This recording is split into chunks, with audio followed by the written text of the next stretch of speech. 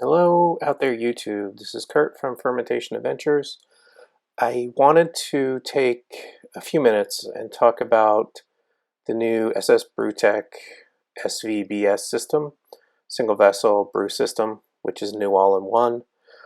If you're here, I obviously don't have hands-on on this. This was just very recently announced. This is the Instagram post from 5 days ago where they first showed kind of the first look, at least publicly, of this new all-in-one from Brewtech. I wanted to record a video because I don't think I'm in the market for one of these, but I'm really interested in some of the things they've done here. So I just wanted to talk about it. So first, you see here in the unit, very typical or somewhat typical from all-in-ones. You can see here, this is kind of the beer kettle portion and underneath, kind of similar to some other units, they have some valves and plumbing routing in here, and there's an embedded pump. They have 3 separate valves that are all using what Brewtech calls their pure flow valve in kind of a manifold, which I'll bring up in a couple of screenshots in a second, and kind of talk about what that means. Because again, I wasn't aware of this kind of type of valve that they use, but they've kind of brought it over into their all-in-one. And you can see here, this is kind of a output valve, which is post pump. It's a 3/4 inch tri-clamp, and it's kind of controlled by this valve right here. So they have 3 valves. One controls the kind of the recirculation flow, which, if we come over and look here in some of their mock-ups, the flow of the wort would be coming in through the bottom here in a very standard outlet design that some of these other all-in-ones make use of. It comes in post pump, it flows through this valve up through the center and flows out and kind of, I would think, cascades down into the rest of the into the grains. Not a lot of all-in-ones are doing this design. The Brewtools system does, and the older Speedle's older, I guess it's Spiedel, the Braumeister, I believe, does somewhat similar to this. I don't know a lot about that system, but that's kind of the granddaddy of all these systems. As you can see, they have the valve to control the wort flow. There is an inlet right in the center here for, or I should say an outlet, that's right in the center of the kettle, so to speak, itself. And it looks like from this mock-up, there's some sort of silicone fitting or some sort of fitting that goes through the bottom of their basket and goes right over this hole to direct the flow up through the middle, which is somewhat interesting. The second thing, which is a very interesting design that I haven't seen any other systems do, is that you can see here the flow of the whirlpool port is through the bottom of the kettle as well. It doesn't go up and come back in through the side or anything else. Please correct me if I'm wrong. I'm not terribly familiar with how Brewtools works with their whirlpool, if they do the same thing or not. You could probably let me know in the comments if you've gotten this far. But this was kind of the first time I've seen or looked at a system close enough to realize it. So you can see here is the whirlpool return, and it doesn't flow directly directly perpendicular from the bottom. It kind of comes up in an angle to kind of have that whirlpooling action that most other systems would do by having whirlpool come back in through the wall here. Again, very interesting concept. I don't know if they've copied it from somewhere else, but it's kind of the first time I've took notice of it. And again, the final one, what they call the knockout valve. Again, this is kind of the outflow. It is post pump. One thing I kind of worry about with this is, what happens if the pump dies or you lose electricity and you're stuck with a kind of in a situation where you need to get your wort or your liquid out of here. Even though it's post pump, it still should flow through here, but at a lower rate, at least enough so you can probably dump the rest of it out. But yeah, this is their, again, if you read through some of the other documentation, this is a 3/4 tri-clamp, similar size, a smaller size. I believe Brewtools uses this a lot in their systems as well. And this is, kind of meant to hook up to a chiller. if you read through some of their documentation, if I jump over here, where is it? Their valves down on their page. They mention it's a in here somewhere. They mentions there's an optional chiller. Yeah, here you go. Wort chilling coil, which could be added. I'm assuming it's probably some sort of counterflow chiller. You know, again, I'm just guessing because there's not much details out in at least what's been released so far. But that's you know, a new design, and it certainly doesn't appear to be included in the price, and certainly would probably jack up the overall price. Now, the other interesting thing about these valves, I brought up a tab here. The ones in there all-in-one, this new system doesn't appear to be tri-clamp internally. If you kind of look back here, you can see at least what's shown here, it looks to be some sort of manifold that these valves connect to, and it probably just goes right through the valve. Again, these could be mock-ups. They could be using tri-clamp under the hood. Who knows? Well, SS Brewtech knows, but us peons out here, we don't really know at this point, but it looks to be some variation of this valve. The one thing I thought was very interesting about this valve itself is they call it, you know, purely sanitary, and this works in kind of a hose pinching concept. Won't go through it too deep, but you can see here there's kind of silicone gaskets on either side, but really this is more or less silicone gaskets attached to a piece of tubing itself, where this rotary valve here kind of pinches down on the hose, so to speak, right? So if you can see here, this is the replacement diaphragm that goes in the middle. It's working on a concept where it just basically pinches the hose shut. So again, that's internally here to the system. It seems to be that is a very good way to kind of control the on-off and keep things clean.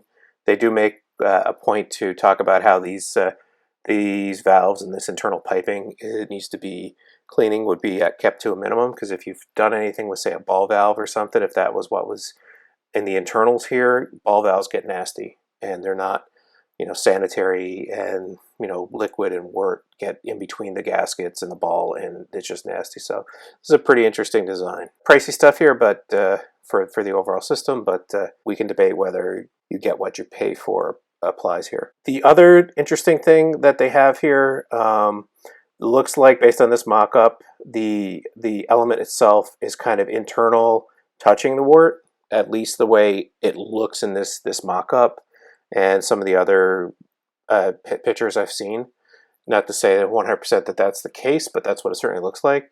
If that is true, it seems to me that it would be something that would be potentially replaceable. When you look at some of these other all-in-ones that have elements kind of welded or, you know, attached directly to the bottom of the system, if something happens to the element, so the element doesn't work, you kind of have to replace the entire urn. I would expect it's not a simple replacement as you would with some other systems, like, say, the claw hammer or spike or whatever, where their elements are more or less a commodity part that you can buy at a bunch of different places and just directly attach. And again, they call it this halo element. Fine, but it is a 4600 watt element, which, as far as most all-in-ones go, is a very high powered element. It's more in line with things like the Spike Solo. I don't exactly know what power the Brew Tools is throwing down, but most of the less expensive all-in-ones, like some of the older Grainfather systems and the Bruzillas and stuff, are still in the, I think, in the 200 the 2000 to 3000 watt range. Interesting side effect of that, however, is if you have an anvil foundry and you installed a 240 volt circuit to power your anvil foundry, and you just installed a 20 amp circuit, you are going to be a little out of luck with this. It does require 30 amps on the circuit to kind of power this system, as opposed to the anvil foundry on the 240. And I assume probably the Bruzilla and potentially the Grainfather as well, Grainfather G40. And again, their plug here they're using is the locking 630p, which is kind of typical for most controllers that would be running 30 amps. They would typically use these locking plugs. But again, I thought this was a little interesting that they didn't go with a more typical North American dryer plug, which is the 30 amps. My brewery, that's what I installed when I was running a new circuit in there. I went with a 30 amp kind of dryer plug because it's more universal. I can have my controllers plug into that and then have the controllers run off on this outlet again. The one other thing I wanted to talk about, which I think is really interesting with the system, is the basket itself.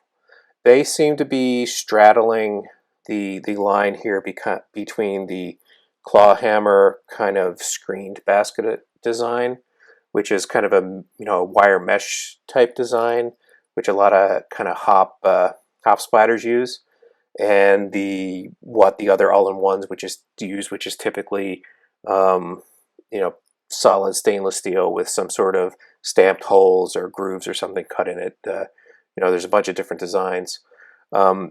They say they use I'm not going to find it on the page here, but I know it's a photoelectric etched system for getting the holes in this basket. I did do some separate poking around to see exactly what that was. It seems like a lot of smaller engineering companies offer that service. I assume it's more expensive than just punching holes, which probably why they're using it, why they're mentioning it. But it is much finer than a typical stamped basket. They're probably going this route. They're saying that you won't have stuck sparges, stuck mashes, or whatever. But I'm kind of guessing with this kind of fine approach, the basket is probably going to be pretty rigid, and you can probably mill or crush your grains pretty fine when you go through that, which is an interesting concept. Not going to talk too much about the controller. Controller looks pretty touchscreen based, which is fine. It mentions something here about exporting to a CSV or kind of an Excel file format some of your data. It does not mention anything about Bluetooth or Wi-Fi connectivity.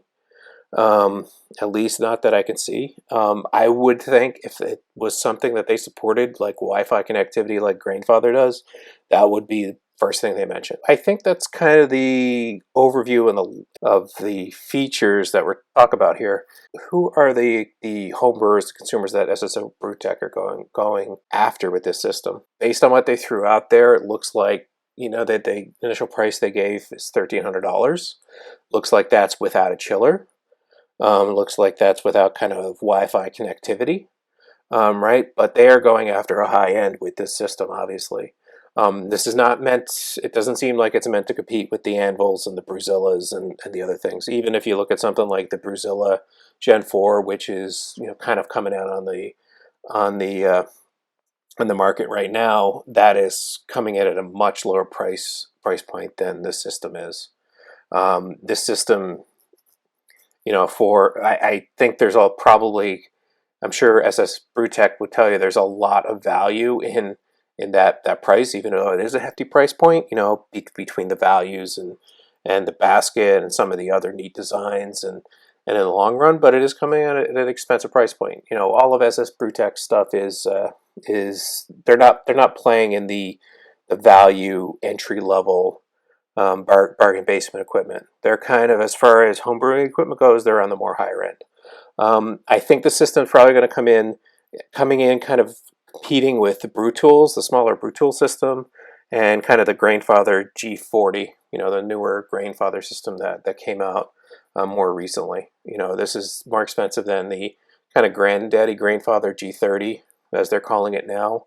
Again, this is going to looks like it's, I would assume, knowing it as a Brewtech, it's going to have a much higher construction quality than the older G30, which is probably now, I think, it's the Bluetooth base one and is about $900.